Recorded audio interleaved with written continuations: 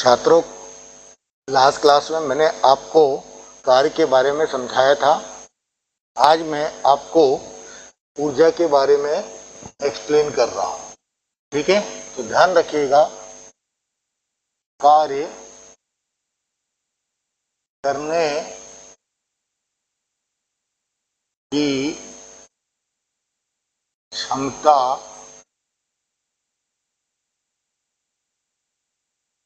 ऊर्जा कहलाती है।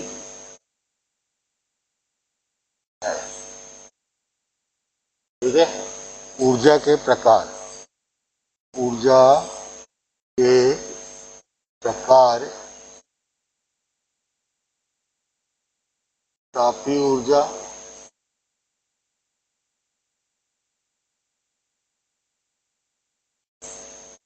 नाभिकीय ऊर्जा, यांत्रिक ऊर्जा आदि। तो ध्यान रखिएगा, अगर कोई व्यक्ति ज्यादा कार्य कर सकता है, इसका मतलब क्या हो गया, उसमें ज्यादा ऊर्जा है। और अगर उसमें काम करने की क्षमता कम है तो उसमें ऊर्जा कम है। तो हम ऊर्जा कार्य को तो देख सकते हैं, लेकिन ऊर्जा हमें दिखाई नहीं देती। तो ऊर्जा को नापने, देखने, समझने का काम कार्य के द्वारा किया जाता है, इसलिए कार्य करने की क्षमता ऊर्जा कहलाती है। ऊर्जा डिफरेंट प्रकार की हो सकती है। ठीक है, कोई भी ऊर्जा होती है, काम और रिजल्ट उसका यही होता है। इसलिए जो कार्य की इकाई होती है वह ऊर्जा की इकाई होती है। तो ऊर्जा की इकाई आपके पास क्या है, जूल है, क्योंकि कार्य की इकाई भी कैसी है, जूल है। इसलिए इसका विमीय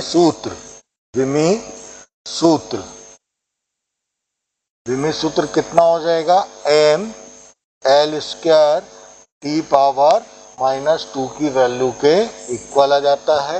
ये इसका विमीय सूत्र कहलाता है। ठीक है, तो देखिए हम यहाँ पर मेनली क्या कर रहे हैं, यहाँ पर यांत्रिक ऊर्जा को लेके चलते हैं। ठीक है, तो मैं यहाँ पर यांत्रिक ऊर्जा, जिसको मैं क्या बोलता हूँ इंग्लिश में, मैकेनिकल एनर्जी बोलता हूँ। ठीक, ये मैकेनिकल एनर्जी कहलाती है। इसके दो पार्ट होते हैं मैकेनिकल एनर्जी के। एक हो जाता है गतिज ऊर्जा और दूसरा हो जाता है स्थितिज ऊर्जा। ये यांत्रिक ऊर्जा के दो पार्ट होते हैं। ठीक है, इन्हीं की हम स्टडी आज कर रहे हैं। तो मैं यहाँ पर क्या करता हूँ, गतिज ऊर्जा को करता हूँ। गतिज ऊर्जा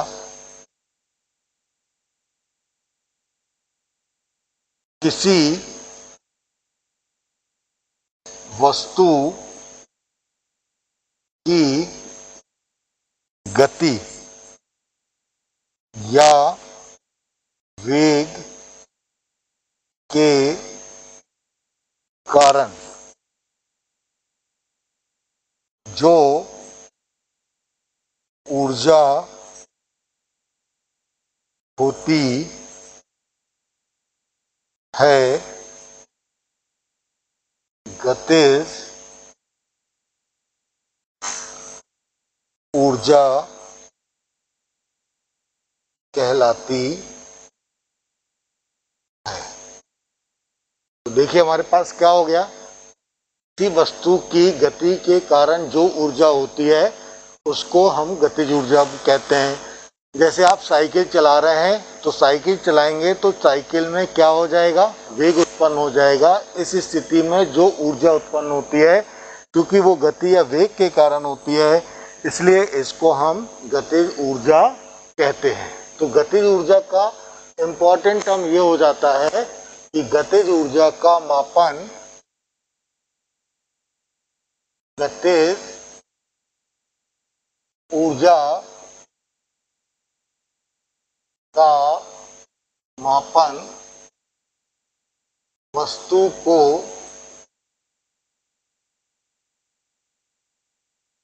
विरामावस्था से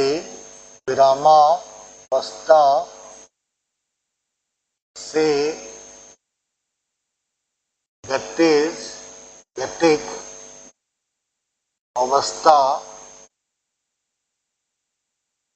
तक लाने में किए गए कार्य के बराबर होता। तो देखिए आप ठीक बहुत पहले से होता जानते हैं कि गतिक ऊर्जा कितने के बराबर होती है। गतिज ऊर्जा ये हो जाती है हाफ mv²। इसकी इकाई कितनी हो जाएगी, इकाई जूल में ही रहेगी। तो आप देखिए अगर आप साइकिल चला रहे हैं और साइकिल चलाते चलाते पहले चाहे साइकिल में रेस्ट में यानी विरामावस्था में थे, अब आपने उसमें बल लगाना शुरू किया, विस्थापन हुआ साइकिल में और कार्य किया, तो जो आपके पास जो ऊर्जा लगती है या उत्पन्न होती है उसको हम क्या बोलते हैं, गतिक ऊर्जा के बराबर होते हैं। तो देखिए हम यहाँ पर कर लेते हैं क्या सिद्ध ना, गतिक ऊर्जा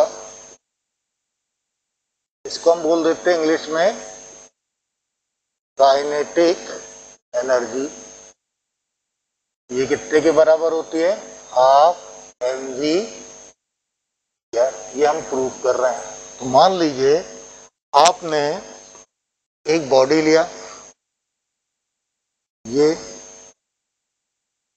बॉडी का द्रव्यमान m है, प्रारंभिक अवस्था u कितने के बराबर है, 0। इसके ऊपर आपने बल F लगाया, F लगाने से ये यहाँ से विस्थापित होकर यहाँ पर आ गई और इसका वेग कितना है, v के मान के बराबर है। ठीक है, इसका विस्थापन s है और यहाँ पर त्वरण ठीक है a, इसको मान लिया अचर है। ठीक है, तो देखिए m द्रव्यमान की वस्तु पर, मान लीजिए ये साइकिल है, साइकिल पर ठीक बल F लगाया जाता है तो वह प्रारंभिक वेग u से प्रारंभिक वेग 0 कर लीजिए, ये 0 थी,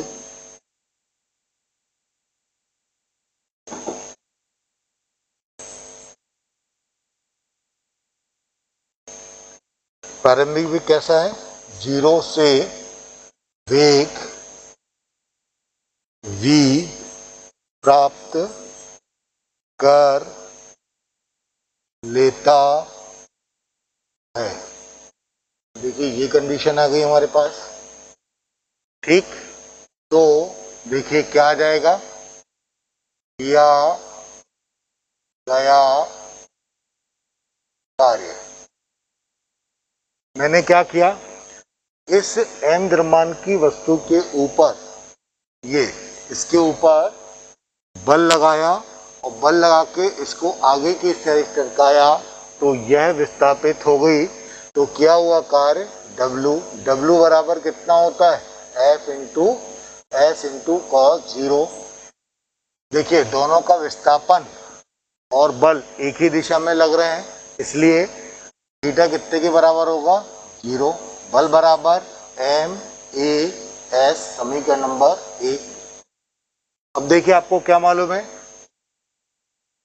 समीकरण नंबर 3 से v square equal to u square plus twice a s के मान के बराबर होता है। प्रारंभिक वेग यहाँ पर कितने के बराबर हो गया 0। ये हो गया ट्वाइस ए एस, ये हो गया ए एस की वैल्यू रख दीजिए, इसलिए a s equal to v square by 2, ये हो गया 2। तो समीकरण 1 एवं 2 से किया हुआ कार्य W equal to m a s कितने के बराबर हो गया वी स्क्वायर बाई 2। और यही कार्य जो होगा, यही कार्य यहाँ पर गतिज ऊर्जा के रूप में एकत्रित हो जाएगा। तो काइनेटिक एनर्जी बराबर हाफ एम वी स्क्वायर के मान के बराबर होता है। ये मेरे पास एक इम्पॉर्टेंट रिजल्ट आ जाता है। ठीक, एक कॉन्सेप्ट और बता देता हूं। ये आपके पास क्या कार्य ऊर्जा प्रमेय, इस प्रमेय के अनुसार किसी वस्तु पर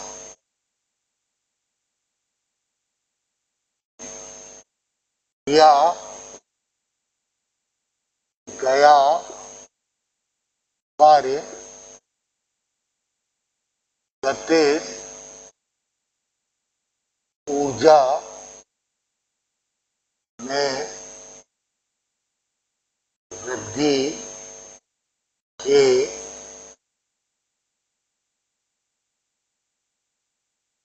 बराबर होता। देखिए आप साइकिल चला रहे हैं, साइकिल को आप चलाते जाइए, जितना ज्यादा उसके ऊपर कार्य करेंगे वेग बढ़ेगा यानी काइनेटिक एनर्जी या गतिज ऊर्जा बढ़ती जाएगी। तो मान लो एक ये ब्लॉक है या बॉडी है, इसके ऊपर बल F लगाया, इसका विस्थापन ए हो गया, इसका त्वरण यहाँ पर ए के मान के बराबर उत्पन्न हुआ, द्रव्यमान m है, ठीक, और ये यहाँ से विस्थापित होके आ गया। तो u इसका प्रारंभिक वेग, v इसका अंतिम वेग, ठीक है। तो किया गया कार्य वस्तु को यहाँ से यहाँ तक विस्थापित करने में किया हुआ कार्य W equal to f s के मान के बराबर। F कितने के इक्वल हो गया m a s this, that is equal to W। समीकरण नंबर 1 हो गया, ठीक है। अब देखिए मैं क्या करता हूं, यहाँ पर वस्तु का अंतिम वेग कितना है v, तो v स्क्वायर, प्रारंभिक वेग u square plus twice a S, ये न्यूटन की गति का तीसरा नियम ले लिया। ये u से v तक विस्थापित हो गई, तो ये कैसा जाएगा v square minus u square equal to twice a s. Therefore s बराबर कितना आ जाएगा v square minus u square by 2। इस 2 को इसके नीचे लेके आ गया, ठीक। तो समीकरण 2 में मान रख दीजिए, 2 से 1 में मान रख दीजिए। समीकरण 1 एवं 2 से ये देखिए क्या हुआ कार्य W equal to m, s की वैल्यू कितनी है v square minus a square by 2। किया हुआ कार्य W half m v square minus half m u square. अब आप वो तो देखिए, अगर वस्तु यहाँ से चलती जा रही है तो प्रारंभिक गतिज ऊर्जा कितनी होगी हाफ एम यू स्क्वायर रहेगी इसकी, और अंतिम गतिज ऊर्जा half m v square. V is greater than u, इसलिए कैसा होगा, ये गतिज ऊर्जा बढ़ जाएगी।